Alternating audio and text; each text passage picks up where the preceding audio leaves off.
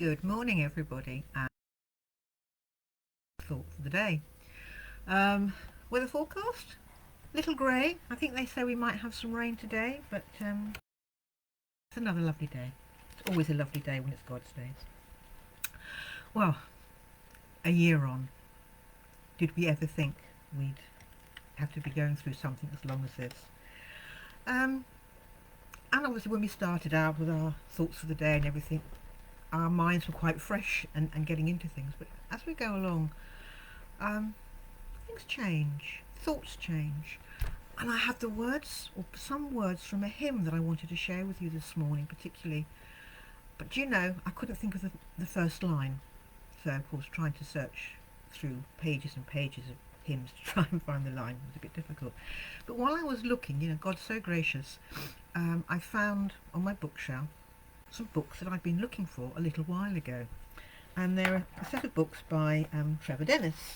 It's Keeping God Company, Face to Face with God, and Looking God in the Eye. Plus, the one that I've picked a piece out of to read to you this morning is called Speaking of God. And it's a collection of stories that he's written that over the past I found quite helpful. Now, they're meditations, stories, there's all sorts of different things in there. And so I invite you this morning to take this as a meditation. So if you're able to sit down somewhere comfy, put your feet up, so wiggle the shoulders, shake the arms, just chill down a little bit. And if it helps, just close your eyes and come with me on a journey. The piece is called God's Tears. She was over 90, but had the spirit of a 19-year-old and the mischief of a boy of 8. She had known misery in her time, of course, but to be with her was to find a laughter that was larger than any grief, and that could wipe away all tears. She had, more conspicuously than anyone else I had ever known, met God. "How did you find him?" I asked her one day. "In the holy city," she replied, "in the palace, at its centre, but not where I expected. It was not at all what I expected, not at all." "Go on," I said. "Well, I was walking in the holy city one day, as one does, the New Jerusalem and all that. At least, I thought that's where I was. And I came to its very centre, a vast golden palace. As I stood watching the birds tumbling about the pinnacles, a great procession came round the corner and advanced towards the gates. There were angels and archangels and cherubim and seraphim and all the razzmatazz of heaven. But God was not in the procession. Caught up in the crowd, I went inside the palace and found myself with all those angels and archangels and cherubim and seraphim in a gleaming throne room. The throne itself was huge. It took up the whole of the end wall, and upon it was light. The light. You might have thought of the burning bush, the light of the world. But God was not in the light. I slipped out of a door and along alone in another even larger room. You could have put 2 cathedrals in it quite easily, with room still to spare. Far above my head was a great dome, and painted on that dome and filling its entirety was a severe, frowning face. Far above me it was, yet the frown was inside me, too, accusing me.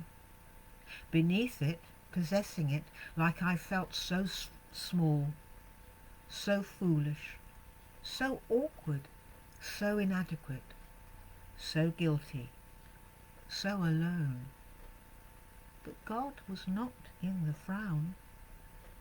Lost and bewildered, I didn't know where to go next.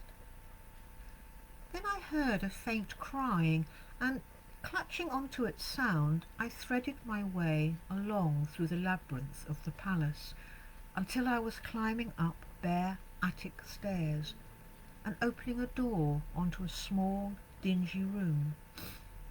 On a pile of sacking in the corner was a baby, crying alone.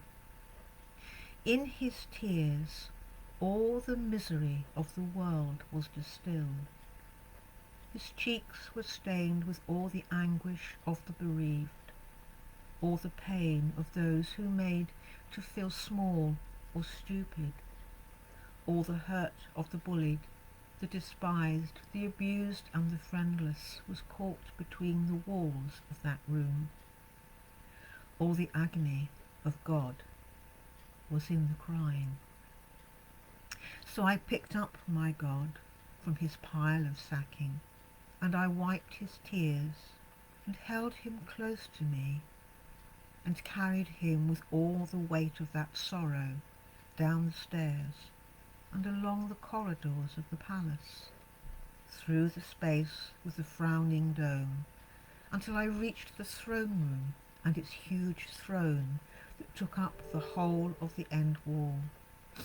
In my arms, God had stopped crying, and so I laid him gently on the throne and stepped back to look at him. He was quiet now, and still. He looked so funny, lying so tiny on that vast throne. He heard me laugh and turned his face towards me and giggled, and in that giggle was all God's glee and all the world's joy.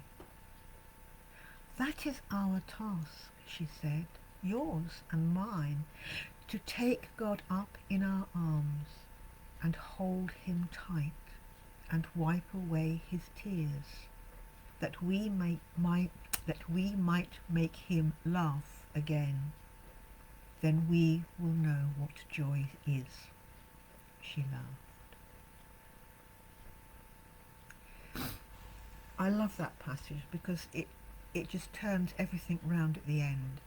We so often go to God, quite rightly, with all our woes and pains and anguishes and what we want, and we forget to hug God back. We forget to love him in the same way that he loves us. I hope you found something in that.